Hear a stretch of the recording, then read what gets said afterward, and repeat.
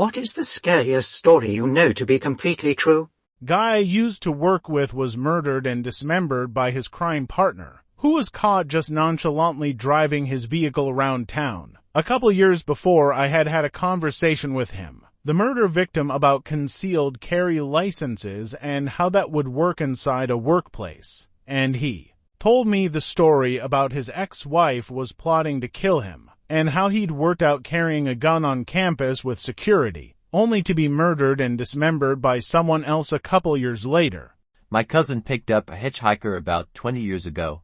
Nice enough guy. Cousin was hungry, so stopped at McDonald's, grabbed the hitchhiker some breakfast, too. Dropped him off where the guy had said he was headed. No big deal. Next morning, my cousin's watching the morning news and sees that hitchhiker's face. Dude was a serial killer and had killed someone that picked him up. Cousin calls the cops and they have him come in. Turns out the hitcher had killed the very next person after my cousin that had given him a ride. He'd killed a few people that had given him rides. That was his mo. They asked the hitcher why he didn't kill my cousin. He said, I'd planned to, but he was a really nice young man. He bought me breakfast. I couldn't kill someone that bought me breakfast. Someone at my school vanished for a week with no leads other than a video of him on a security camera at a McDonald's the town's over. A week later, his body turned up in the lake in a bay. They never figured out what happened to him.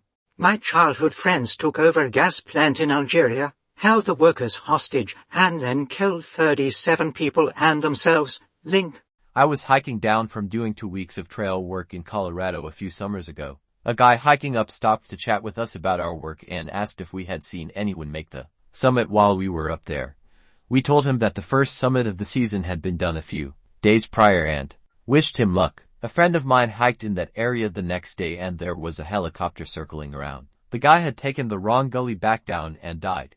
It's still crazy to me to think about. My great-grandfather came home from World War II with shell shock, and my great-grandma refused to sleep in the same bed as him because he would keep repeating, "No, don't kill Tom," which was what he said before he witnessed his childhood friend getting killed. He luckily managed to get therapy, and was okay, but wheelchair-bound until I was about 11, where at Christmas dinner he sat while we all ate, completely frozen. My granddad asked, "You okay, Dad?" To which he started crying and suddenly let out a very loud and hurt-filled "Don't kill Tommy," and started crying.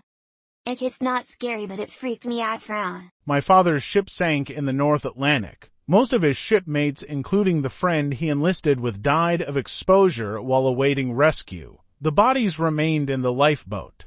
A friend's father just dropped dead while brushing his teeth with his youngest daughter 6Y. They never found out what happened, so they figured he had a brain hemorrhage. My brother-in-law roomed with Jeffrey Dahmer at Ohio State freshman year. Deleted.